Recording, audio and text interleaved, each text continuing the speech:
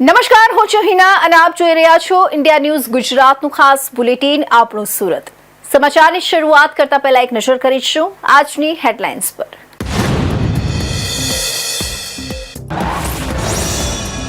નાસિરનગર demolition મુદ્દે મનપા અધિકારીનો ખુલાસો. આ કોઈ ભૂતિયા ડિમોલિશન નથી. વિવાદના 12મા દિવસે સુરત પાલિકાના એડિશનલ સિટી ઇજનેરનું નિવેદન. કામગીરી કાયદાકીય રીતે થઈ હોવાનો દાવો.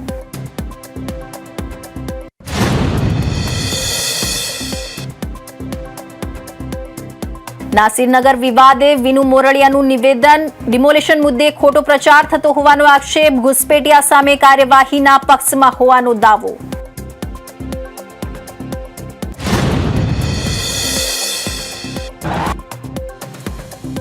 નાસિરનગર ડિમોલિશન બાદ નવો વિવાદ. ગોટાલાવાડી ટેનામેન્ટમાં આવાસ ફાળવણી સામે મહિલાઓનો સુરત મનપાની મુખ્ય કચેરી ખાતે ઉગ્ર વિરોધ.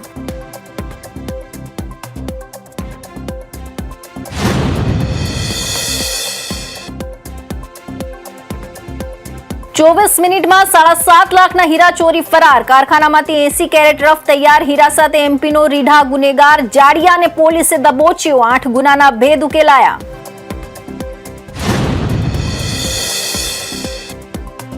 અને સગરામપુરાના કોમ્પ્લેક્સમાં લિફ્ટ અધવચ્ચે ચોંટી જતા વૃદ્ધ દંપતી ફસાયું. બંધ લિફ્ટમાં શ્વાસ રૂંધાયો. બૂમાબૂમ થતા લોકો દોડ્યા. ફાયર બ્રિગેડે બારેજ અહેમદ બાદ હેમખેમ બહાર કાઢ્યા.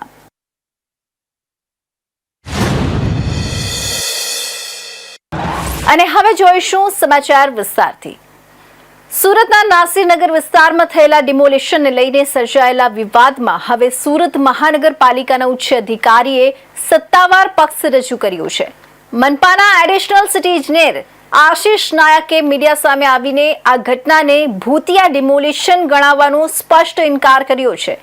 તેમણે જણાવ્યું કે પાલિકાની ટીમે જે પણ કામગીરી કરી છે તે સંપૂર્ણપણે કાયદાના દાયરામાં રહીને કરવામાં આવી છે. પોતાના નિવેદનમાં આશિષ નાયકે જણાવ્યું હતું કે ગત તારીખ 30/5/2026ના રોજ મનપાની ટીમ માત્ર ડીમાર્કેશન એટલે કે હદ નક્કી કરવા અને રોડ ખુલ્લો કરવા માટે નાસિરનગર ખાતે ગઈ હતી. અમે અમારી કાયદાકીય જોગવાઈઓ અને નિયમો પ્રમાણે જ કામ કર્યું છે. ઘટના સ્થળે શાંતિ અને સુલેહ જળવાઈ રહે તે માટે અમે અગાઉથી પોલીસ તંત્રને પણ લેખિતમાં જાણ કરી હતી. તેથી આને ભૂતિયા ડિમોલેશન નામ આપવું તદ્દન ખોટું છે. એડિશનલ સિટી ઇજનેરે આ મામલાને સૌની સામે ઉજાગર કરનાર મીડિયાની ભૂમિકા સામે જ સવાલ ઉઠાવતા કહ્યું કે મીડિયાએ આ મુદ્દાને ખોટી રીતે ચગાવ્યું છે. મને માનસિક તણાવ થઈ રહ્યો છે. જો કે આ મામલે નોંધ લેવા જેવી વાત એ છે કે આ ઘટનાના લગભગ 12 દિવસ બાદ ખુદ અધિકારી ખુલાસો કરવા સૌની સામે આવ્યા છે. ત્યાં સુધી અધિકારી કેમ મૌન રહ્યા તે પણ એક સવાલ છે. હું આશિષ નાયક, એડિશનલ સિટી ઇજનેર, સુરત મહાનગરપાલિકાના સેન્ટ્રલ ઝોનના વડા અધિકારી તરીકે નાસિરનગર વિસ્તારમાં કરવામાં આવેલી કાર્યવાહી અંગે છેલ્લા કેટલાક દિવસોથી વિવિધ સોશિયલ મીડિયા પ્લેટફોર્મ, કેટલાક સમાચાર માધ્યમ અને અન્ય માધ્યમો દ્વારા પ્રસારિત કરવામાં આવેલ ભાવનિક માહિતી અંગે જણાવું છું કે નાસિરનગર તરીકે ઓળખાતા વિસ્તારમાં સુરત મહાનગરપાલિકાની ટીમ તારીખ 30/5/26ના રોજ ડિમાર્કેશન અને રોડ ખુલ્લો કરવાની કાર્યવાહી માટે ગયેલ હતી. જે સુરત મહાનગરપાલિકાના હક સંપૂર્ણપણે કાયદાકીય જોગવાઈ અને પ્રવર્તમાન નિયમો અનુસાર હતું અને આ કામગીરી માટે સુરત મહાનગરપાલિકા સંપૂર્ણપણે અધિકૃત હતું. જે કાર્યવાહી દરમિયાન સામાન્ય સુલેહ અને શાંતિ જળવાઈ રહે તે માટે પોલીસ વિભાગને રૂટીન જાણ કરીને જરૂરી સહયોગ પણ પ્રાપ્ત કરવામાં આવ્યો હતો. આ સમગ્ર પ્રક્રિયા સંબંધિત દસ્તાવેજ પુરાવા અને સ્થળ પરની હકીકતોના આધારે હાથ ધરવામાં આવી હતી. આ કોઈ ભૂતિયા ડિમોલિશન નથી, પરંતુ કાયદાકીય પ્રક્રિયાના ભાગરૂપે થયેલ કાર્યવાહી છે. આ કામગીરી દરમિયાન થયેલી ઘટનાને લઈને માનનીય મ્યુનિસિપલ કમિશનર દ્વારા એક તપાસ સમિતિની રચના કરવામાં આવી છે. ડિમોલિશન સંબંધિત તમામ મુદ્દાઓ અંગે નિષ્પક્ષ તપાસ ચાલી રહી છે. આ તપાસ પ્રક્રિયાને સંપૂર્ણ સહયોગ અમે આપી રહ્યા છે. તેમ છતાં દુર્ભાગ્યવશ કેટલાક કહેવાતા આગેવાનોએ આ મુદ્દાનો દુરુપયોગ પોતાના અંગત સ્વાર્થ અને રાજકીય લાભ માટે કરી રહ્યા હોય તેવું જણાઈ રહ્યું છે. માટે સોશિયલ મીડિયા ઇન્ફ્લુએન્સરો તથા બિનઅધિકૃત મીડિયા દ્વારા અધૂરી, એકતરફી અને ભ્રામક માહિતી પ્રસારિત કરવામાં આવી રહી છે. આવી માહિતીના આધારે સુરત મહાનગરપાલિકા તથા તેના અધિકારીઓ અને કર્મચારીઓ વિશે ગેરસમજો ઊભી કરવાનો પ્રયાસ થઈ રહ્યો છે. આ ઘટનાથી એસએમસીના અધિકારીઓ અને કર્મચારીઓ ઉપર સતત માનસિક દબાણ, જાહેર આક્ષેપો તથા એકતરફી પ્રચારના કારણે પ્રતિકૂળ પરિસ્થિતિનું નિર્માણ થયું છે અને અમારા અધિકારીને બિનઅધિકૃત મીડિયા દ્વારા દબાણમાં લાવીને બોલવા પણ દીધા નથી. આ પરિસ્થિતિના કારણે અમારા કર્મચારીઓ ભારે માનસિક તણાવનો સામનો કરવો પડ્યો છે અને તેઓ આરોગ્યલક્ષી કારણોસર રજા મૂકવા મજબૂર બન્યા છે. અમે તમામ નાગરિકો, મીડિયા પ્રતિનિધિઓ અને સંબંધિત પક્ષોને વિનંતી કરીએ છીએ કે તેઓ કોઈપણ પ્રકારની અપ્રામાણિક અથવા ભ્રામક માહિતી પર વિશ્વાસ ન કરે અને તપાસ સમિતિના સત્તાવાર તારણોની રાહ જુએ. સુરતના નાસિરનગર ડિમોલિશન મામલે ચાલી રહેલા વિવાદ વચ્ચે હવે કામરેજના ધારાસભ્ય વિનુ મોરડિયાએ પોતાના પર લાગેલા આક્ષેપો અંગે સ્પષ્ટતા કરી છે.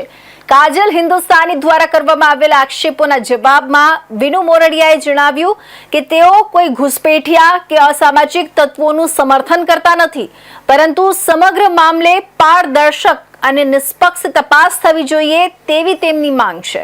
નાસિરનગર ડિમોલિશન પ્રકરણને લઈને છેલ્લા કેટલાક દિવસોથી રાજકીય અને સામાજિક સ્તરે ચર્ચાઓ ચાલી રહી છે.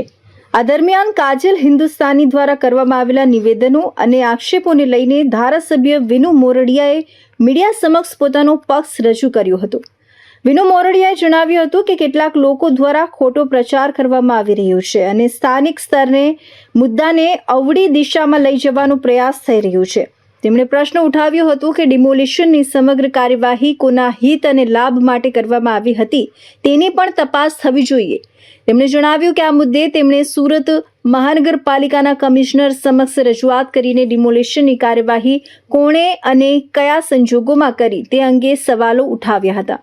તેમના જણાવ્યા મુજબ તેમણે માત્ર સવાલો પૂછ્યા છે અને કોઈ વ્યક્તિ કે સમુદાયને દોષિત ઠેરવવાનો પ્રયાસ કર્યો નથી. અમુક લોકો ખોટો અપ્રચાર કરે છે અને જે પ્રકારે જે જમીન માલિક કે પોતે એને જે કરવું હોય તે કરી શકે છે. જમીન માલિકને વ્યક્તિગત કોર્ટમાં જઈને પણ કરાવી શકે છે. રાજ્યના ભારત સરકારના નિયમ મુજબ બધું જ કરાવી શકે છે. એની હારે આપણે કોઈ લેવા દેવા નથી. ફક્ત ને ફક્ત અવળા માર્ગે ચડાવવાની વાત છે અમુક લોકો દ્વારા. અહીંના લોકલ અમુક લોકો એવા છે પ્રકારના જે સોશિયલ મીડિયામાં ચલાવ્યું છે એ લોકોએ આ કરેલું છે અને તમે પણ જાણો છો, હું પણ જાણું છું. અને જે પ્રકારે ડિમોલિશન કોઈના હિતાર્થે થયું છે, કોઈના લાભાર્થે થયું છે એવું જણાઈ આવે છે. એવા મને પ્રશ્ન જ્યારે પૂછવામાં આવ્યા એટલા માટે મેં મ્યુનિસિપાલિટી કમિશનરને મેં પૂછ્યું હતું કે આ કોણે કર્યું. આજ સુધીમાં વાતચીત એ જ ચાલે છે કે કોણે કર્યું. અનલીગલ થયું હોય તો એની સામે કાર્યવાહી થવી પડે. એમાં કોઈને બચાવવાની, કોઈની સામે કાર્યવાહી કરવાની વાત નથી. પણ અમુક લોકોને કદાચ અમુક લોકો વાયા મારફત પણ કાંઈક ને કાંઈક આવા પ્રવૃત્તિઓ કરી રહ્યા છે. એટલે હું એવું માનું છું કે તટસ્થ ઉચ્ચ સ્તરીય તપાસ થવી જોઈએ. અને જે લોકો આમાં સામેલ છે, કાયદો હાથમાં લીધો છે, ચાહે કોઈ પણ કોમ હોય, હું એવું માનું છું કે મારે વ્યક્તિ કે કોઈ કોમ હારે કે કોઈ બીજી વિશેષ લેવા દેવા નથી. અને જે પ્રકારે મેં પૂછ્યું છે આમાં અમુક લોકોને તેલ રેડાણું છે. હવે સ્વાભાવિક રીત છે કે તમે જ્યારે મને પૂછો છો તો મારી પાસે માહિતી નથી, એટલે મેં કમિશનરને પૂછ્યું. આજે પણ તમે જે પુરાવા લઈને તમે આવો છો, એ બેન એમ કહે છે કે તમે રસ લો છો. મેં રસ લીધો જ નથી હજી. સુરત શહેરમાં નાસિરનગર ખાતે થયેલા ડિમોલિશન બાદ હવે પુનર્વસન અને આવાસ ફાળવણીનો મુદ્દો નવા વિવાદનું કેન્દ્ર બન્યું છે. નાસિરનગરના રહેવાસીઓને ગોટાલાવાડી ટેનામેન્ટમાં આવાસ ફાળવવાની ચર્ચા સામે સ્થાનિક રહેવાસીઓ, ખાસ કરીને મહિલાઓમાં ભારે રોષ જોવા મળી રહ્યો છે. આ મુદ્દે ગોટાલાવાડી ટેનામેન્ટની મહિલાઓએ સુરત મહાનગરપાલિકાની મુખ્ય કચેરી ખાતે પહોંચીને વિરોધ પ્રદર્શન કર્યું હતું અને પોતાની માંગણીઓ રજૂ કરી હતી. વિરોધ પ્રદર્શન દરમિયાન મહિલાઓએ જણાવ્યું હતું કે તેઓ છેલ્લા ઘણા વર્ષોથી આવાસ માટે સંઘર્ષ કરી રહ્યા હતા. આશરે 9 વર્ષ સુધી ભાડાના મકાનોમાં રહેવાની ફરજ પડી હતી અને અનેક પ્રકારની મુશ્કેલીઓનો સામનો કરવો પડ્યો હતો. લાંબી રાહ જોયા બાદ તેમને તાજેતરમાં જ ગોટાલાવાડી ટેનામેન્ટમાં મકાન ફાળવવામાં આવ્યા છે. આવા સંજોગોમાં અન્ય વિસ્તારોના પરિવારોને અહીં આવાસ ફાળવણીની તૈયારીઓ સામે તેઓ અસંતોષ વ્યક્ત કરી રહ્યા છે. વિરોધ દરમિયાન કેટલીક મહિલાઓએ સ્પષ્ટપણે જણાવ્યું હતું કે તેઓ આ વિસ્તારમાં માત્ર હિન્દુ પરિવારોને જ રાખવાની માંગ કરી રહ્યા છે. આ નિવેદન બાદ સમગ્ર મુદ્દો વધુ ચર્ચાસ્પદ બન્યો છે. મહિલાઓના જણાવ્યા મુજબ જો તેમની માંગણીઓ પર ધ્યાન આપવામાં નહીં આવે અને આવાસોની ફાળવણીનો નિર્ણય યથાવત રાખવામાં આવશે તો તેઓ આગામી દિવસોમાં વધુ ઉગ્ર આંદોલન કરશે. વિરોધ પ્રદર્શન દરમિયાન મહિલાઓએ ચીમકી આપી હતી કે જો 130 આવાસો અન્ય સમુદાયના પરિવારોને ફાળવવામાં આવશે તો તેઓ ધરણા, રેલી અને અન્ય લોકશાહી માધ્યમોથી આંદોલન શરૂ કરશે. તેમણે પાલિકા તંત્રને આવાસ ફાળવણી અંગેનો નિર્ણય પુનર્વિચાર કરવા અપીલ કરી હતી. અમે હાલ ગોટાલાવાડી ટેનામેન્ટના રહેવાસી છીએ. 1304 પરિવાર રહે છે. ત્યાં 130 મકાન એક્સ્ટ્રા ફાળવવામાં આવેલા છે. હવે આજે અમારા વિસ્તારના લોકોને એવી જાણ થઈ છે કે નજીકની જે કોઈ ઝૂંપડપટ્ટી છે, કોઈ નાસિક નગરની, ત્યાંથી વિધર્મી લોકોને અહીંયા ટ્રાન્સફર કરવાના છે. તો અમારી માંગણી એવી જ છે કે અમે છેલ્લા 50 વર્ષથી અહીંયા શાંતિથી હિન્દુ પરિવાર લોકો સાથે રહીએ છીએ અને અમારો વિસ્તાર ગોટાલાવાડી એરિયો અસાનધારા કાયદા હેઠળ લાગે છે. તો પછી આ રીતે વિધર્મીઓને અહીંયા ટ્રાન્સફર ન કરે અને અમારા એરિયાની શાંતિ જળવાઈ રહે અને એકબીજાના ધર્મોની લાગણી દુભાઈ નહીં અને શાંતિથી લોકો પરિવાર સાથે મળીને રહે એવી અમારે રજૂઆત કરવા આવ્યા છે. અમને એવી ખબર પડી છે કે ઝૂંપડપટ્ટી તૂટી છે તો અમારે 130 મકાન છે ગોટાલાવાડી ટેનામેન્ટમાં, એમને ફાળવવા એટલે એમને ત્યાં જગ્યા આપવાના છે રહેવા હાટું, પણ અમારી એ મંજૂરી નથી. અમારે 1304 મકાન હતા ને છે એટલે અમને આપી દીધા છે ને. હવે અમે 9 વર્ષથી બહાર હતા ભાડેથી, ત્યારે અમને તો કોઈ એવી જગ્યા નહીં આપેલી કે અહીંયા તમે જાઓ ને ત્યાં રહ્યો. અમને જ્યાં હોય ત્યાં અમને ભાડા આપીને છૂટા કરી દીધેલા. 9 વર્ષથી હેરાન થયા. 1 મહિનો થયો અમને મકાન મળ્યા 1304માં. હવે 1 મહિનાથી અમે શાંતિથી છે. હવે પાછા 130 મકાન છે એક્સ્ટ્રા, એ કોઈ બિન હિન્દુ છે એમને આપવાની તૈયારીમાં છે, તો એ અમે ના મંજૂર ધરના ઉપર ઉતરી જશો. અમને ખાલી હિન્દુ જોઈએ છે. આ સમગ્ર મામલે સુરત મહાનગરપાલિકા તરફથી સત્તાવાર રીતે કોઈ વિગતવાર નિવેદન બહાર આવ્યું નથી. જોકે આવાસ ફાળવણી અને પુનર્વસનનો મુદ્દો હવે રાજકીય અને સામાજિક સ્તરે ચર્ચાનો વિષય બન્યો છે.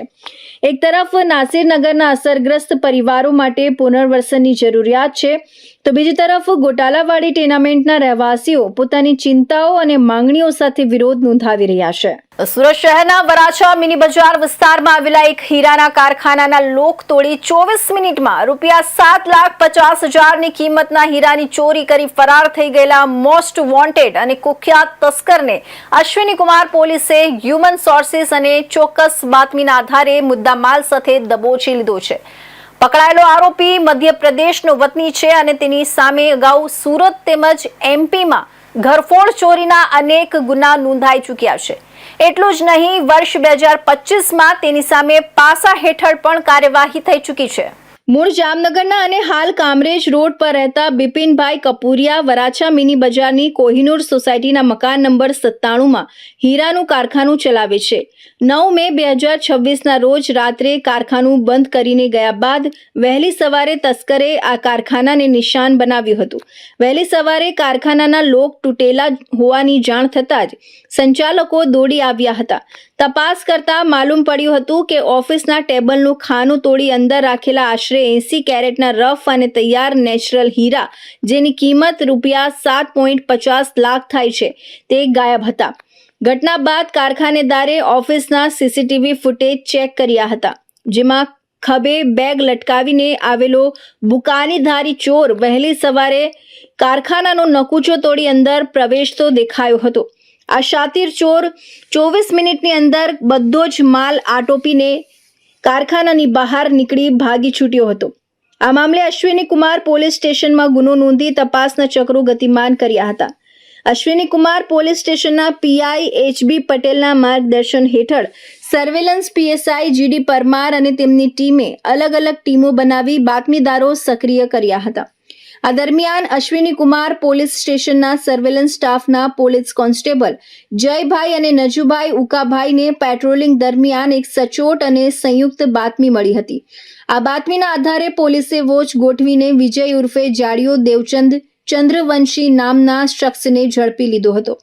પોલીસે જ્યારે તેની તલાશી લીધી ત્યારે તેની પાસેથી ચોરી કરેલા તમામ 80 કેરેટ રફ તેમજ તૈયાર હીરાનો મુદ્દામાલ રિકવર કરી લેવામાં આવ્યો હતો. પોલીસ પૂછપરછમાં સામે આવ્યું છે કે પકડાયેલો આરોપી વિજય ઉર્ફે જાડિયો કોઈ સાધારણ ચોર નથી, પરંતુ રીઢો ઘરફોડ ચોર છે. તેનો ગુનાહિત ઇતિહાસ તપાસતા સામે આવ્યું કે તેની સામે સુરતના મહિદરપુરા, વરાછા, ચોક બજાર, કાપોદ્રા તેમજ મધ્યપ્રદેશના ઉજ્જૈન ખાતેના ખારાકુવા પોલીસ સ્ટેશનમાં અગાઉ ઘરફોડ ચોરીના 8થી વધુ ગુના નોંધાઈ ચૂક્યા છે। अश्विनी कुमार पुलिस स्टेशन के हद विस्तार में मिनी बाजार कोहिनूर सोसाइटी में 10 मई के दिन एक भरफोड़ का बनाव बना, जिसमें मकान से ये कारखाना है और नीचे मकान है, उसमें से 7,50,000 जैसे रफ और पॉलिश्ड हीरे की चोरी हुई वहाँ पे घरफोड़ चोरी में। इसमें जो चोर था वो एक हिस्टोरिकल क्रिमिनल है, जिसके ऊपर ऑलरेडी 8 से ज़्यादा चोरी के ऑफेंसेस और पासा जैसे गुना भी किया हुआ है इसके ऊपर। वराछा, कतारगाम और अलग अलग पुलिस स्टेशन में इसने घरफोड़ चोरी की है। इस आरोपी का नाम है विजय उर्फ जाड़िया। इससे इसने यहाँ पे भी 7,50,000 की हीरे की चोरी की और फिर पुलिस ने यहाँ पे काफ़ी मेहनत करके इस आरोपी को पकड़ा है और इसमें 100% मुद्दा माल, जो पूरा 7.5 लाख का मुद्दा माल है, वो पूरा का पूरा रिकवर किया है। और इस केस में यहाँ की डी स्टाफ और पीआई ने काफ़ी अच्छी कामगिरी की है और इसको हम इस बार सारे टेक्निकल पुरावा और जो भी हमें कड़क से कड़क सजा दिलाने का काम करना है, उस तरह से हम इसमें फरियाद को इन्वेस्टिगेशन करके कोर्ट में रजू करेंगे।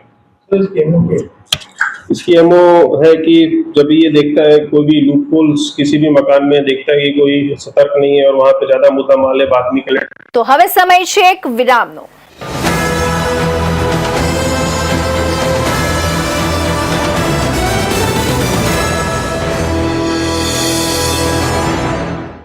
મુદ્દાઓ છે દેશના, પેનલ પર થશે ચર્ચા, વાતમાં થશે સ્પષ્ટ સંવાદ। અમે લાવીએ છીએ તમારા પ્રશ્નોને મંચ પર।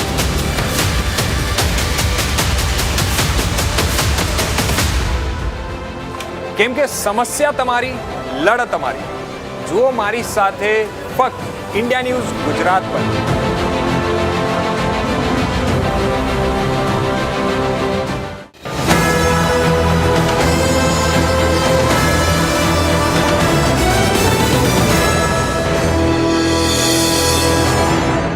વિરામ બાદ ફરી આપ સૌનું સ્વાગત છે।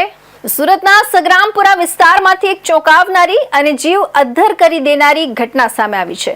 અહીં ક્ષેત્રપાળ મંદિરની સામે આવેલા એક કોમ્પ્લેક્સમાં અચાનક ટેકનિકલ ખામી સર્જાતા લિફ્ટ ત્રીજા માળે અટકી પડી હતી। આ લિફ્ટમાં એક વૃદ્ધ દંપતી સવાર હતું, જે અંદર જ ફસાઈ ગયું હતું। ઘટનાની જાણ થતાં જ સુરત ફાયર વિભાગની ટીમ તાત્કાલિક ઘટના સ્થળે દોડી ગઈ હતી અને ભારે જહેમત બાદ દંપતીને હેમખેમ બહાર કાઢતા પરિવારે રાહતનો શ્વાસ લીધો હતો। સગ્રામપુરા ક્ષેત્રપાળ મંદિરની સામે આવેલા રહેણાંક કોમ્પ્લેક્સમાં જે રોજિંદી અવરજવર ચાલી રહી હતી, આ દરમિયાન એક વયોવૃદ્ધ દંપતી કામ અર્થે લિફ્ટમાં ઉપર જઈ રહ્યો હતો। લિફ્ટ જ્યારે ત્રીજા માળે પહોંચી ત્યારે અચાનક કોઈ ટેકનિકલ ક્ષતિ અથવા પાવર ફેલ્યોરના કારણે લિફ્ટ અધવચ્ચે જ લોક થઈ ગઈ હતી। દંપતીએ લિફ્ટ ખોલવાનો પ્રયાસ કર્યો હતો, પરંતુ દરવાજો ન ખુલતા તેઓ અંદર જ કેદ થઈ ગયા હતા। ભરચક અને બંધ લિફ્ટમાં લાંબો સમય રહેવાના કારણે ગભરામણને લીધે વૃદ્ધ દંપતીની તબિયત લથડવા લાગી હતી અને તેમનો શ્વાસ રૂંધાવા લાગ્યો હતો। દંપતીએ લિફ્ટની અંદરથી જ મદદ માટે બૂમાબૂમ કરવાનું શરૂ કર્યું હતું। લિફ્ટમાંથી અવાજ આવતા જ કોમ્પ્લેક્સના અન્ય લોકો અને દુકાનદારો દોડી આવ્યા હતા। સ્થાનિક લોકોએ પોતાના સ્તરે લિફ્ટ ખોલવાના તમામ પ્રયાસો કરી જોયા, પરંતુ સફળતા ન મળતા આખરે તાત્કાલિક ફાયર બ્રિગેડને આ અંગે જાણ કરવામાં આવી હતી। ઘટનાની ગંભીરતાને જોતા સુરત ફાયર વિભાગની ટીમ ઘટના સ્થળે મિનિટોમાં જ પહોંચી ગઈ હતી। ફાયરના જવાનોએ સૌપ્રથમ અંદર ફસાયેલા વૃદ્ધ દંપતીને હિંમત આપી હતી, જેથી તેઓ ગભરાઈ ન જાય। ત્યારબાદ ફાયર જવાનોએ આધુનિક રેસ્ક્યુ ટૂલ્સનો ઉપયોગ કરીને લિફ્ટના દરવાજાને જેક વડે પટકીને ખોલવાની કામગીરી શરૂ કરી હતી। ભારે જહેમત અને સૂઝબૂઝ બાદ આખરે લિફ્ટનો દરવાજો ખોલવામાં સફળતા મળી હતી। ફાયર બ્રિગેડના જવાનોએ લિફ્ટનો દરવાજો ખોલીને અંદર ફસાયેલા બંને વૃદ્ધોને એક પછી એક સુરક્ષિત રીતે અને હેમખેમ બહાર કાઢ્યા હતા। બહાર આવતાની સાથે જ દંપતીના જીવમાં જીવ આવ્યો હતો। પ્રાથમિક તપાસમાં બંનેની તબિયત સામાન્ય હોવાનું જાણવા મળ્યું છે। ફાયર ટીમની આ ત્વરિત અને સરાહનીય કામગીરી બદલ ફસાયેલા દંપતી અને ત્યાં હાજર સ્થાનિક લોકોએ ફાયરના જવાનોનો આભાર માન્યો હતો. સુરતના રાંદેર વિસ્તારમાં આવેલી પ્રેમ ભારતી વિદ્યાલય ફરી એકવાર વિવાદમાં આવી છે.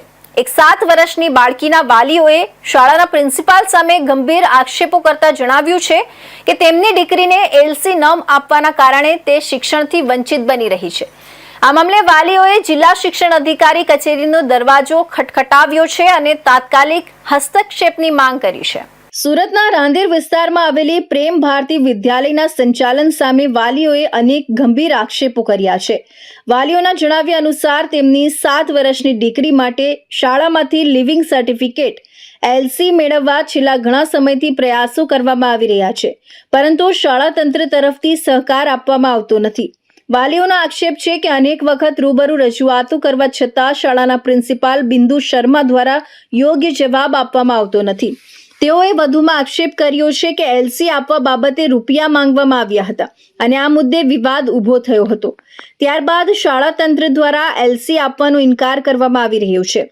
વાલીઓના જણાવ્યા મુજબ જ્યારે પણ તેઓ એલસી અંગે પૂછપરછ કરવા માટે શાળામાં પહોંચે છે ત્યારે તેમને માત્ર એટલો જ જવાબ આપવામાં આવે છે કે અમે એલસી નહીં આપીએ.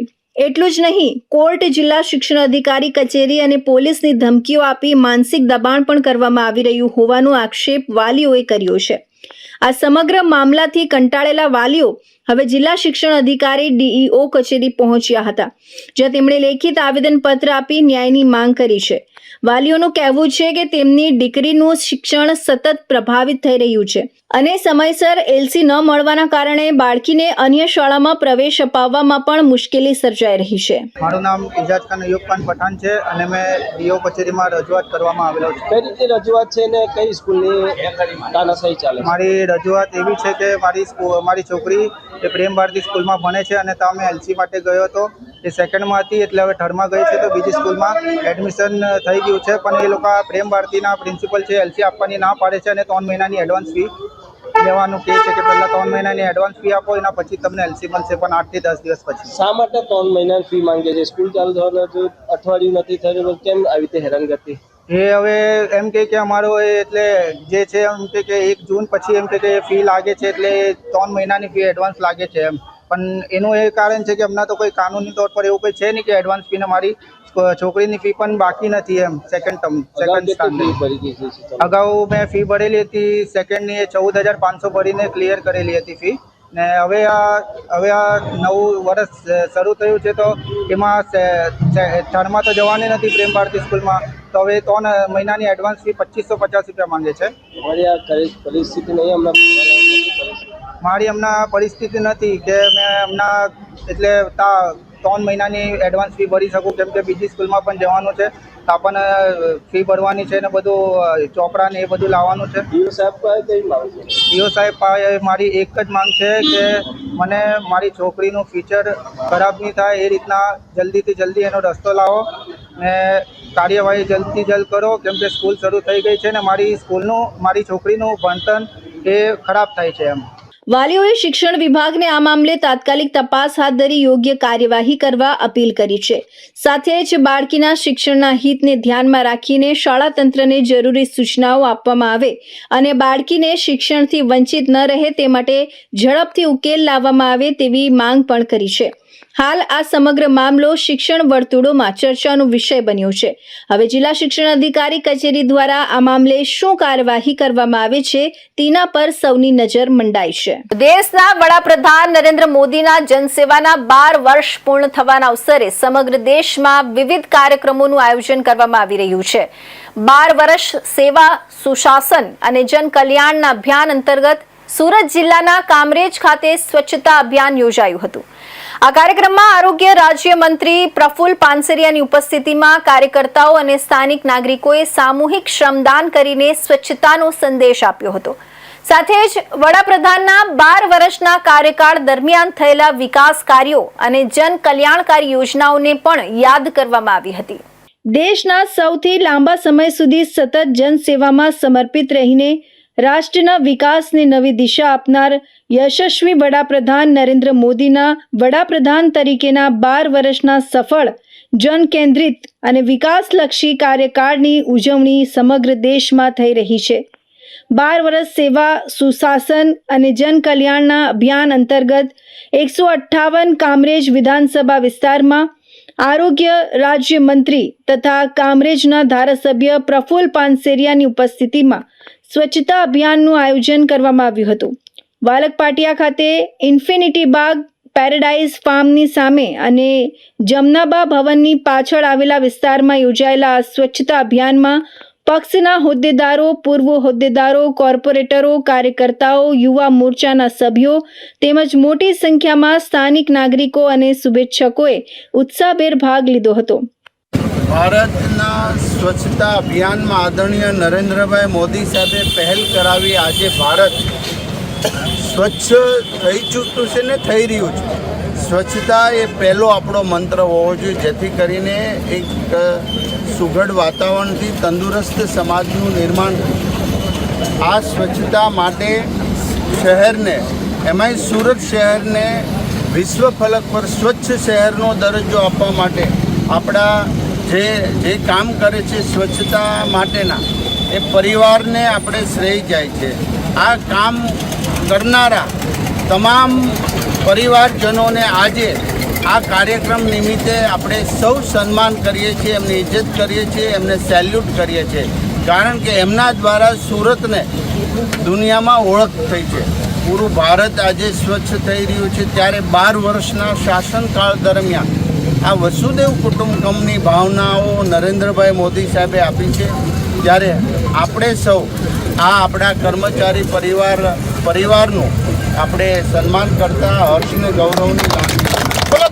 અભિયાન દરમિયાન ઉપસ્થિત તમામ આગેવાનો, કાર્યકર્તાઓ અને નાગરિકોએ સામૂહિક શ્રમદાન કરીને વિસ્તારની સફાઈ કરી હતી તથા સ્વચ્છતા જાળવવાનો સંકલ્પ પણ વ્યક્ત કર્યો હતો. સમગ્ર કાર્યક્રમ દરમિયાન વિકાસ, સેવા અને જન કલ્યાણના મૂલ્યોને ઉજાગર કરતા ઉત્સાહપૂર્ણ વાતાવરણનું નિર્માણ થયું હતું. સુરત શહેરના લાલગેટ વિસ્તારમાં બનેલી યુવકની હત્યાની ઘટનાનો ભેદ ઉકેલી લાલગેટ પોલીસે હત્યારા આરોપીની ધરપકડ કરી છે. પ્રાથમિક તપાસમાં સામે આવ્યું છે કે આરોપીને પોતાની પત્ની અને મૃતક યુવક વચ્ચે પ્રેમ સંબંધ હોવાની શંકા હતી. આ શંકાના આધારે આરોપીએ યુવક પર જીવલેણ હુમલો કર્યો હતો. ગંભીર રીતે ઘાયલ થયેલા યુવકનું સારવાર દરમિયાન મોત નીપજતા સમગ્ર વિસ્તારમાં ચકચાર મચી ગઈ હતી. સુરતના લાલગેટ વિસ્તારમાં થોડા દિવસો અગાઉ એક યુવક પર ચપ્પુ વડે જ હુમલો કરવામાં આવ્યો હતો. ઘટનામાં યુવકને શરીરના વિવિધ ભાગોમાં ગંભીર ઈજાઓ પહોંચતા તેને તાત્કાલિક સારવાર માટે હોસ્પિટલમાં ખસેડવામાં આવ્યો હતો. જોકે હોસ્પિટલમાં ટૂંકી સારવાર દરમિયાન યુવકનું મોત નીપજ્યું હતું. ઘટનાની જાણ થતાં જ લાલગેટ પોલીસે હત્યાનો ગુનો નોંધી તપાસ હાથ ધરી હતી. પોલીસ દ્વારા ઘટના સ્થળના સીસીટીવી ફૂટેજ, ટેકનિકલ સર્વેલન્સ તેમજ સ્થાનિક સૂત્રોની મદદથી તપાસના ચક્રો ગતિમાન કરવામાં આવ્યા હતા. તપાસ દરમિયાન પોલીસે હત્યામાં સંડોવાયેલા સફી ઉર્ફે શેરા અંસારી નામના આરોપીને ઝડપી પાડ્યો હતો. પોલીસ તપાસમાં પ્રાથમિક રીતે સામે આવ્યું છે કે આરોપીને પોતાની પત્ની અને મૃતક યુવક વચ્ચે પ્રેમ સંબંધ હોવાની શંકા હતી. આ બાબતને લઈને આરોપી મનમાં અદાવત રાખતો હતો. દરમિયાન બંને વચ્ચે થયેલા વિવાદ બાદ આરોપીએ મૃતક યુવક પર ચપ્પુ વડે હુમલો કર્યો હતો. હુમલામાં યુવકને ગંભીર ઈજાઓ પહોંચતા તેને હોસ્પિટલમાં દાખલ કરવામાં આવ્યો હતો, પરંતુ સારવાર દરમિયાન તેનું મોત નીપજ્યું હતું. તારીખ 8/6/2024 રોજ લાલગેટ પોલીસ સ્ટેશન વિસ્તારની હદમાં હોડી બંગલા ખાતે મક્કા પેલેસ એપાર્ટમેન્ટની નીચે એક હત્યાનો બનાવ બન્યો છે, જેમાં આરોપી શફી ઉર્ફે શેરા અંસારીએ પોતાના દૂરના ભાણિયા એવા અલ્તમસ અંસારીની ચપ્પુના ઘા મારીને હત્યા કરેલ છે. પ્રાથમિક રીતે દેખીતું કારણ એવું જણાઈ આવેલ છે કે આરોપીને એવી શંકા હોય કે મરણ જનારના આરોપીની પત્ની સાથે સંબંધ હોય, જેની અદાવતમાં એણે એની હત્યા કરેલ છે.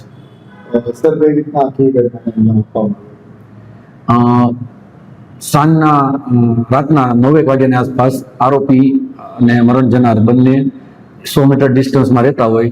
આ બાબતે એમની પત્ની સાથેના સંબંધો એ બાબતે બંને વચ્ચે 1-2 વખત નાની મોટી રકઝક થયેલી, જે અનુસંધાને ઉશ્કેરાઈને એણે એની ઉપર હુમલો કરી અને હત્યાનો અંજામ આપેલ છે.